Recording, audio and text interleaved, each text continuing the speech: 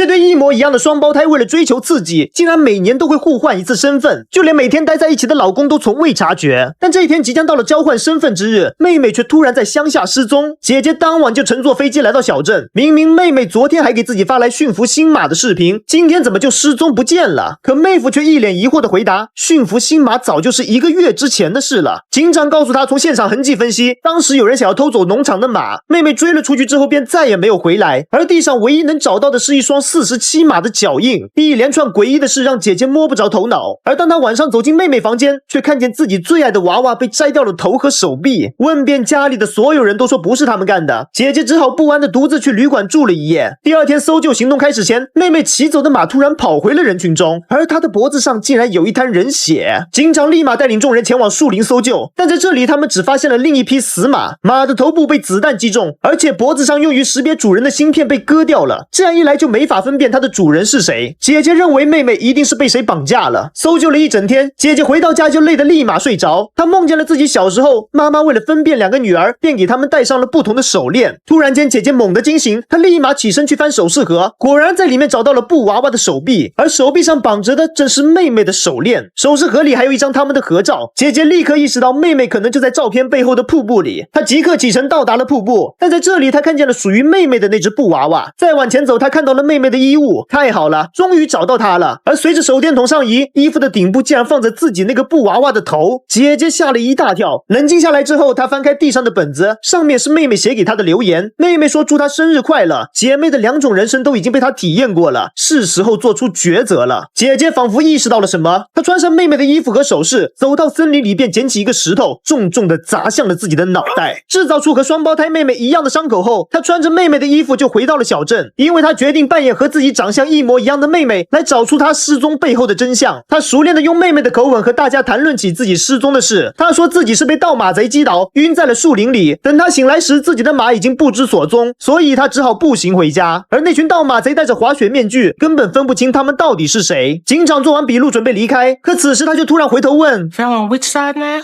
姐姐思考片刻，说是右侧，但警长却说跑回来的马是左侧沾了血迹，看来面前的这个女人方向感不是很好嘛。说完，他便笑着离开了这里。虽然引起了警长的怀疑，但姐姐现在可管不了这么多。她用妹妹的身份证重新补办了妹妹的电话卡，打开妹妹的备用手机，才发现她之前正在调查一起教堂失火案，而这个案子可是和她们姐妹息息相关的。突然电话响起，姐姐战战巍巍的接起来之后，发现是一个男人打来的，对方说要30克的违禁药品，并说在老地方交给他。可姐姐哪里知道所谓的老地方是哪里，机智的她谎称老地方已经暴露，并给了男人一个新的地点和他碰面。挂断电话，姐姐在马厩里找到了藏在这里的违禁品，没想到妹妹竟然背着自己做这种生意。来到目的地，她碰到了这对小情侣买家，从他们口中，姐姐拿到了接头人的号码。联系上之后，接头人却表现出非常关心的语气。碰面之后，姐姐才发现这个男人竟然正是妹妹之前的混混前男友。原来妹妹背着自己还一直和他有联系。就这样，姐姐坐上了杰克的车，但聊天中杰克突然说 She's still pretending to be Gina?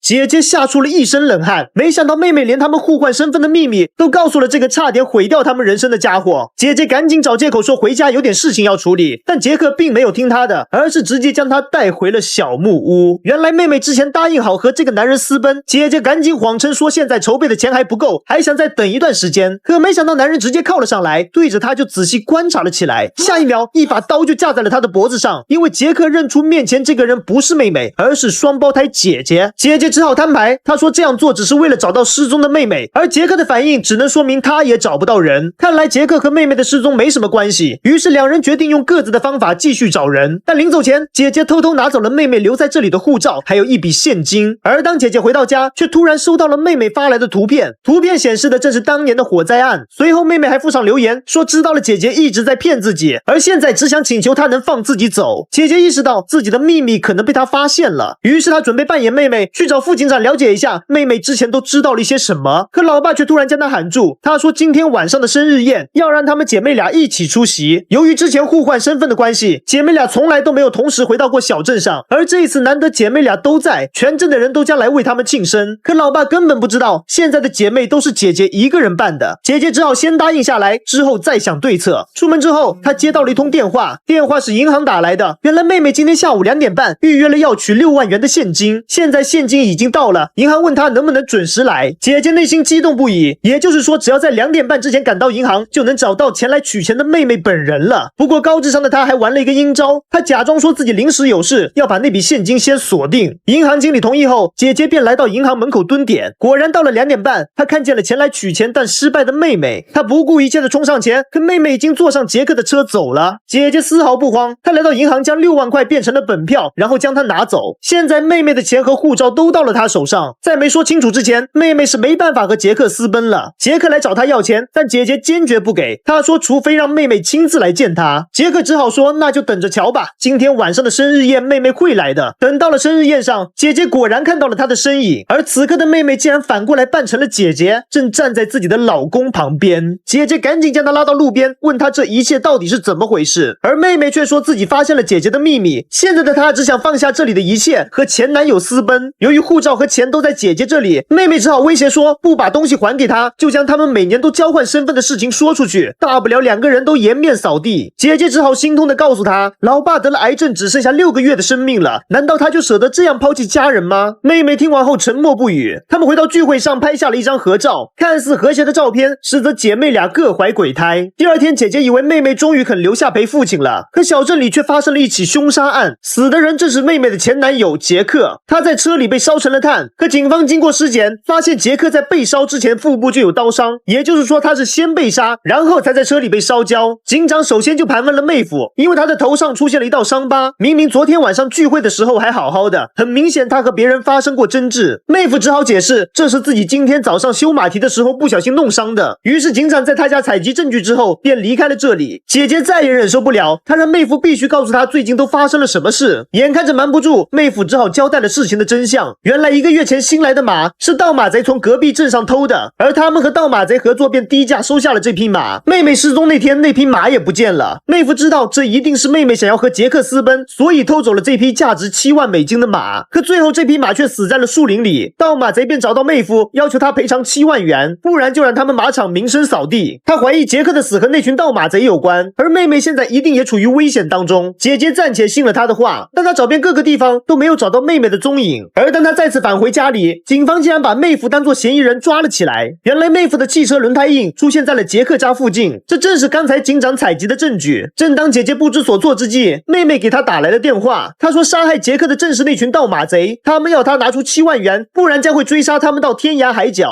姐姐说自己手上有那张6万元的本票，即使冒着生命危险，她也愿意帮妹妹把这笔钱交给盗马贼。于是和盗马贼碰面后，姐姐交出了这6万元，并说剩余的钱很快就能给他们补齐。不过盗马贼却非常的绅士，很轻松的就将姐姐放走了。经历了这一切，姐姐认为事情终于告了一段落。可突然警察追了上来，将姐姐抓回了警局。原来警长在姐姐的车上搜到了那把杀害杰克的匕首，不仅如此，他们还有姐姐贿赂证人的照片和她贿赂所用的6万元本票。看着隔壁房间的妹妹，姐姐这才恍然大悟，这一切都是妹妹联合盗马贼给她设下的局。姐姐一脸错愕地看着她，不明白她为什么要这么做，而只有妹妹的心里知道她做这一切的真正原因。那时候她们还是形影不离的姐妹，甚至双胞胎为了保持相同的容貌，在妹妹脸部受伤后，姐姐也用小刀割出了同样长度的伤口。就连妈妈都时常分不清她们，所以只能给她们戴上不同的手链来区分。长大之后，她们发现只要互换装扮，就没有人能分得清她们，于是她们经常互换身份，来体验对方的学校、人生，甚至男友。直到这一天，妹妹发现这样的生活不是她要的，她想要拥有自己独立的人生。而这一天，她恰好碰见了刚搬进小镇的杰克，两人很快便坠入爱河。这天，妹妹和杰克准备在教堂私定终身时，突然这里就燃起了熊熊大火，混乱中两人成功逃离，可大火却导致教堂楼上的流浪汉被当场烧死。那天之后，杰克就再也没有了消息，人们纷纷怀疑是他放了那场火，而只有妹妹知道他是为了保护自己才选择的离开。多年以后，姐姐如愿以偿的嫁给了马特，过上了幸福无比的生活。巨大的落差感让妹妹变得叛逆，于是她选择离开小镇，前去洛杉矶打拼。但这并不能治好她的心结，妹妹总感觉自己活在姐姐的阴影之下。直到心理医生查理出现，他帮助妹妹走出心结，还鼓励她将双胞胎的经历写成小说。最后小说获得了巨大成功，妹妹也和查理顺理成章的走到了一起。眼看着日子好转，姐妹俩更是同时怀孕，双喜临门。可没想到妹妹的孩子最后流产，而姐姐生完孩子后也得了产后抑郁症。这天在树林里，姐姐提出她们可以像从前一样交换彼此的人生，一来妹妹可以体验到为人母的快乐，姐姐也不需要再为产后抑郁而烦恼。就这样，两人约定每年的生日就交换一次身份。一开始他们都像获得了新生，可时间久了，问题逐渐开始暴露。姐姐对两段人生的控制欲都越来越强，甚至没有经过妹妹同意，就和出版社说要将她流产的经历出版成册。不仅如此，洛杉矶的豪宅还被姐姐装上了摄像头。直到此刻，妹妹才发现她并没有和姐姐共享人生，而是被姐姐夺走了人生。妹妹想要逃离这种生活，却无奈一直找不到方法。而这一天，她在小镇扮演姐姐的时候，重逢了当年的爱人杰克。她将自己和姐姐互换身份的秘密告诉了他。当问到当年他为什么离开时，杰克却回答说是因为他的姐姐。原来那时姐姐找到杰克，说只要他离开小镇，就可以保护妹妹不受警方调查。杰克只好独自担下这莫须有的罪名离开。直到现在他们才明白，姐姐骗他这么做只是因为嫉妒他们。妹妹不禁怀疑那年的火灾和姐姐有关，结果调查之后发现，纵火的人果然是姐姐，因为火灾现场的证物中出现了姐姐手链的碎片。于是一场报复加逃亡计划在妹妹心里展开。她偷走了一匹价值7万的马，布置好一系列线索，准备引导姐姐在他们两个人的身份中选一个。可当她走出瀑布，却发现那匹马摔残了。无奈妹妹只好一枪把马射死，并取走了她身上的身份芯片。而当妹妹回到小木屋，发现男友杰克正和姐姐待在一起，没办法，她只好先躲进奶奶家。等到杰克来到这里和她会面私奔时，妹妹却发现护照被姐姐拿走了。于是生日宴上，妹妹现身威胁姐姐要拿回护照。可当妹妹晚上回到小木屋，却发现杰克腹部中刀，正倒地不起。妹妹立马将他扛上车送往医院。一路上，杰克告诉她是姐姐下的手，杰克还劝告她无论如何要摆脱这个女人。说完这两句话，杰克便断了气。怀着无比悲痛的心情，妹妹将货车点燃，离开了现场。为了报仇，妹妹精心计划让姐姐进了警局。可正当她洋洋得意时，警察也把她抓进了审讯室。原来姐姐诬陷妹妹，说她是25年前教堂纵火案的凶手。这下警长一头雾水，这对姐妹花为什么要互掐？而当警方收集了杰克死亡现场的指纹，他们发现小木屋里竟然同时出现了姐妹2个人的指纹。警长不禁怀疑，他们是不是在共享这个男友？再这样下去，两人都有可能要进监狱。妹妹只好将两人互换身份的秘密说了出来。警长一开始还不相信，直到妹妹将自己的头发撩到一边，然后露出和姐姐一模一样的神情语气，警长这才相信了她所说的话。由于案情过于复杂，再加上其中掺杂了人为制造的假线索，警长只好先将他们暂时释放。而当妹妹回到家，却发现父亲病发瘫倒在地上。在他临终之前，父亲向他深深的道歉，他说当年不应该让他看到那件事，以至于毁掉了他的人生。可妹妹根本不知道父亲在说些什么。等姐姐赶到这里时，父亲已经断了气。这一下妹妹彻底崩溃了，她掏出手枪对准姐姐，认为这一切都是姐姐导致的。没想到姐姐扑了上来，两人便扭打在一起。混乱中，小屋被点燃，姐妹俩纷纷骑马逃离。最终妹妹被姐姐逼到了瀑布旁边。姐姐终于在这里说出了自己多年以来的心结。她之所以会认为做一切都是在保护妹妹，是因为她小时候曾亲眼看见父亲把母亲淹死在了浴缸里。妹妹这才明白，原来父亲当时把姐姐认错成了妹妹，所以才在临死前向自己道歉。而那件事的真相是，妈妈已经被病痛折磨得不行，她是和父亲一起约定好才做了这个决定。影响姐妹俩一生的答案终于被揭开，可妹妹还是选择逃离这样的局面，她头也不回的就直接跳下了瀑布。此时的小屋已经被烧成了灰烬。警长在现场发现了一个手链，经过和25年前线索的比对，警长终于知道纵火案是姐姐犯的。可此时的姐姐早就已经拿着妹妹的护照逃往了外国。多年以后，妹妹的老公查理将双胞胎的故事出版成册。发布会现场，一个神秘女人提问，跳下瀑布后妹妹的尸体有没有被找到？查理如实的说并没有找到。可他一抬头却发现女人已经消失不见。而当他再次回到豪宅，女人竟然已经来到了他的家里。查理非常好奇的问她到底是姐姐还是妹妹，而女人的回答却是她也不知道。